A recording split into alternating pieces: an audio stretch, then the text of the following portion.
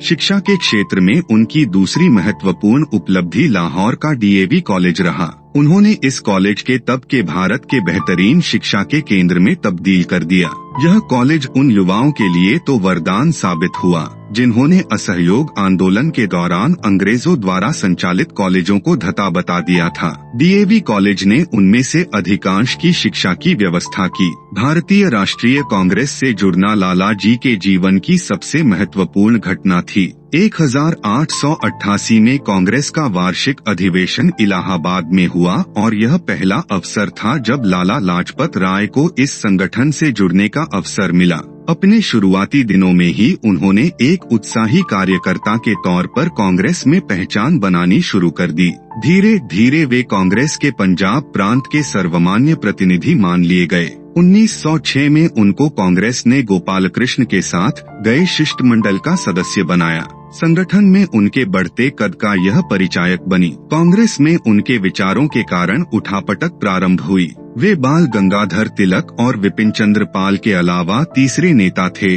जो कांग्रेस को अंग्रेजों की पिछलगू संस्था की भूमिका से ऊपर उठाना चाहते थे। कांग्रेस में अंग्रेज सरकार की खिलाफत की वजह से वे ब्रिटिश सरकार की नजरों में अखरने लग गए। ब्रिटिशर्स चाहते थे कि उन्हें कांग्रेस से अलग कर दिया जाए, लेकिन उनका कद और लोकप्रियता देखते हुए यह करना आसान नहीं था। 1907 में लाला लाजपत राय के नेतृत्व में किसानों ने अंग्रेज सरकार के खिलाफ आंदोलन शुरू कर दिया। अंग्रेज सरकार ऐसे ही मौके के तलाश में थी और उन्होंने लालाजी को न सिर्फ गिरफ्तार किया बल्कि उन्हें देश निकाला देते हुए बर्मा के मांडले जेल में कैद कर दिया गया। लेकिन सरकार का यह दांव उल्टा पड़ गया और लोग सड़कों पर उतर आए। दबाव में अंग्रेज सरकार को फैसला वापस लेना पड़ा और लाला जी एक बार फिर अपने लोगों के बीच वापस आए। 1907 आते आते लाला जी के विचारों से कांग्रेस का एक धड़ा पूरी तरह असहमत दिखने लगा था।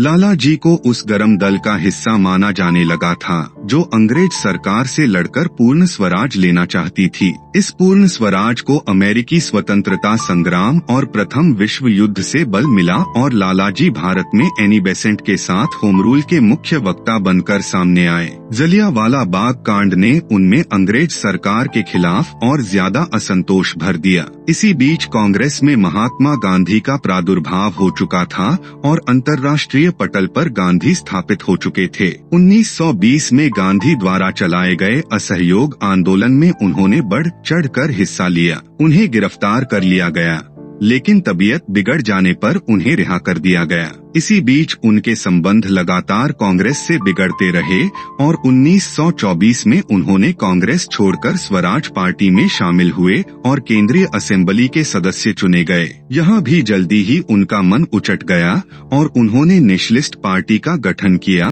और एक बार फिर असेंबली का हिस्सा बने। भारत की आजादी की लड़ाई एक बड़ा वाकया उस वक्त घटित हुआ जब भारतीयों से बात करने आए साइमन कमीशन का विरोध का फैसला गांधी द्वारा लिया गया। साइमन कमीशन जहां भी गया वहां साइमन गो बैक के नारे बुलंद हुए। 30 अक्टूबर 1928 को जब कमीशन लाहौर पहुंचा तो लाला लाजपत राय के नेतृत्व में एक दल शांतिपूर्वक साइमन गो बैक के नारे लगाता हुआ अपना विरोध दर्ज करवा रहा था। तभी अंग्रेज पुलिस ने उन पर लाठीचार्ज कर दिया और एक युवा अंग्रेज अफसर ने लालाजी के सर पर जोरदार प्रहार किया। लालाजी का कथन था, मेरे शरीर पर पड़ी एक एक लाठी ब्रिटिश साम्राज्य के ताबूत में कील का काम करेगी। सिर पर लगी हुई चोट ने लाला लाजपत राय का प्राणांत कर दिया। उनकी मृत्यु से पूरा देश भड़क उठा। इसी क्रोध के परिणाम स्वरूप भगत सिंह, शिवराम राजगुरु और सुखदेव थापर ने अंग्रेज पुलिस अधिकारी सैंडर्स की हत्या की और फांसी के फंदे से झूल गए। लाला लाजपत राय भारतीय स्वतंत्रता संग्राम के उन सेनानियों में से एक रहे जिन्होंने अपना सब कुछ देश को दे दिया। उनका जीवन ढेर सारे कष्टों और संघर्ष की महागाथा है जिसे आने वाली पीढ़ियां युगों तक कहती सुनती रहेंगी।